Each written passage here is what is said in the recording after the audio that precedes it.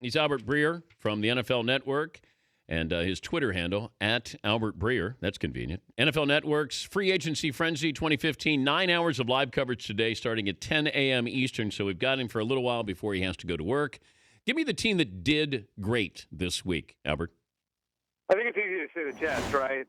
Because they were able to rectify a mistake from a couple of years ago, and bringing back Darrelle Revis is a home run. And getting him at the price they got him at, I mean, it's expensive, but they didn't have to go completely off the board the way the Dolphins had to get Ndamukong Suh, and so being able to do that, getting Brandon Marshall for a 5, being able to shore up the offensive line. I like what the Jets did early on, and the best part is that now they've got an old college scouting director as their in charge of their draft, and what all these moves do gives them some more flexibility, so they can really go for best available player when they get to April. Yeah, I don't get the Revis thing. I know that you are going to weaken the Patriots, but Darrelle Revis does what for the Jets as far as helping you make the playoffs?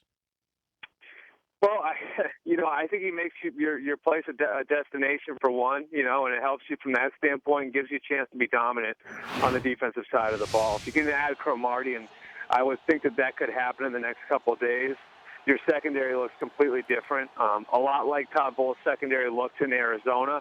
You've got a good defensive-minded head coach, and you're in a position now, I think, to make a move. Now, you're going to have to win a different way, and winning without the star quarterback's a little bit more difficult. But it's obviously they that formula works for Todd Bowles in Arizona with Bruce Arians, and try to reprise it there.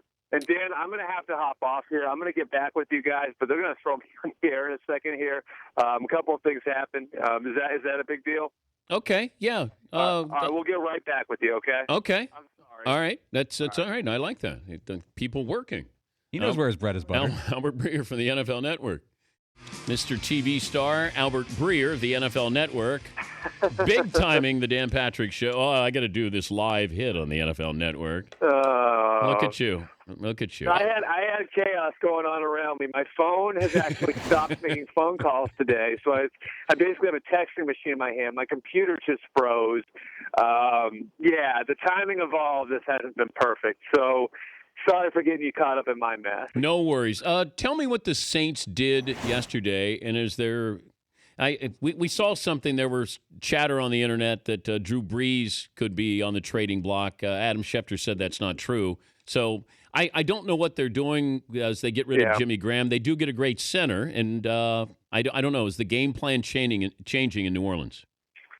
Yeah, to some degree it is, because they've spent if you look back over the last 5 years, they spent a lot of money to keep their core together there. Guys like Marcus Colston and Jari Evans, and they bring in Ben Grubbs, and they pay guys from the outside like Curtis Lofton and Darius Byrd, and eventually you keep restructuring guys and you keep making the cap situation work, and eventually there's going to be a big bill to pay. And that's kind of the point that they got to, where their cap situation, they were, I want to say something like $30 million over a week ago. Ouch. And so at some point they were going to have to kind of deconstruct and look at their model and work it through. And certainly they're going to make some investments on the defensive side of the ball now. But, that core that they put together that helped them win a Super Bowl and that got them, around into the playoffs, a couple of years ago, that core had gotten a lot older, and it feels to me at least like just talking to people down there that this was kind of the time to rip the Band-Aid off. Explain the Eagles that you swapped quarterbacks here. Is there a bigger picture here that we're missing out with Chip Kelly? Yeah, you know what I think it is look where they're investing. They're spending money on defense, right? And they're paying to bring Byron Maxwell. They were willing to give Devin McCourty $10 million a year. They pay to keep Brandon Graham. They've invested in their offensive line. They paid Jason Kelsey. They paid Jason Peters. They drafted Lane Johnson 4th overall. And I think it's pretty clear when you look here that Chip Kelly is banking on his own ability to develop the skill positions. They've got flexibility at quarterback. Bradford costs a lot, but he's only under contract for another year. They've got protection with draft picks on him. They've got protection with Sanchez and financial incentives been built into his contract. And this is the really stunning number. As much as Andy Reid over the years invested in those skill positions, with McCoy and Jackson and Macklin gone now, there isn't a single skill position player on the Eagles roster making $5 million a year. Jeremy, the two guys that are close are Brent Selleck and Riley Cooper. So more than anything else, you see that he's investing in big people on offense. He's investing on defense and defensive players. And then he's going to bank on his own ability to develop guys at the skill positions around the quarterback. Don't you think they could have gotten Sam Bradford? It feels like Sam Bradford was going to be cut anyway, that they could have gotten him. Did they trade? Well, was this a Here's the background on Sam Bradford. So about a month ago, I want to say, the Rams went to Bradford. They wanted him to renegotiate. They wanted to get his number down because it's $12.5 million for this year. Basically, Bradford's people said, well, we can find someone who's willing to pay us that number. And so the Rams said, fine, okay, so you have permission, go find somebody who's willing to pay you that money. And so you say he's got permission to seek a trade. He had permission to find somebody who'd be willing to take on the financial burden of the $12.5 million that he's due. The Rams would have brought him back at a cheaper price. I don't think that they were planning on cutting him. Okay. If it had come to loggerheads and Sam said, you pay me this, or pay me this, or I'm willing to walk, then maybe he would have been cut. But I don't have evidence that Bradford wouldn't have been willing to renegotiate. In essence, he was allowed to go and find someone who would be willing to pay a salary, and obviously that the Eagles were a willing participant there. Talking to Albert Breer, the NFL Network, big TV star, joining us, Dan Patrick Show. The DeMarco Murray situation, it feels like DeMarco Murray's waiting for somebody to give him an offer that's going to be, I guess, similar to what LaShawn McCoy got. Then you got some bargaining power with the Cowboys. Is that a fair assessment of what's going on, or has Dallas moved on? I think Dallas is willing to go back on him at a reasonable price, and they're doing what they can now to repair any hurt feelings.